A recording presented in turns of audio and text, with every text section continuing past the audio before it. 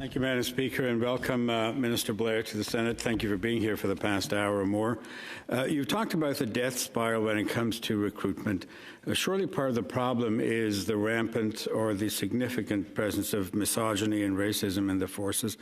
What is it about the forces that allows members to feel they can behave so reprehensibly, and what concrete steps are you taking? How are those measures going? Let me, first of all, agree with you. There's no place for racism or misogyny, any form of discrimination in the Canadian Armed Forces. Everybody who makes that remarkable choice to serve their country in the Canadian Armed Forces deserves to be treated with respect and be supported and respected in serving in that uniform. There can be no tolerance for racism or intolerance within the Canadian Armed Forces.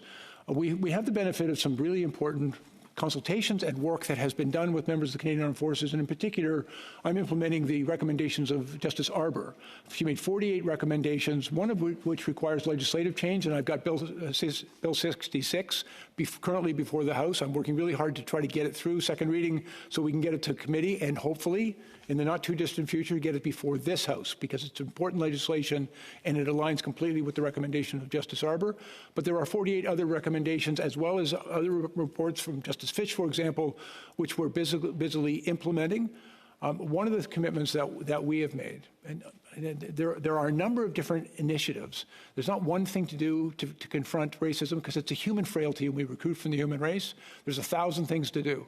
I've appointed a special committee to look at all of our military training institutions to make sure that we organize them in such a way that it does not foster that type of misbehavior. But there can be no tolerance for racism, misogyny, and hatred in the Canadian Armed Forces. And frankly, overwhelmingly, we hire some of the best people anywhere in the world, and they've made an extraordinary choice to serve their country. Overwhelmingly, they're great people. Thank you, Minister. Thank you, Minister. Senator Cardozo. And I look forward to the bill coming to the Senate soon.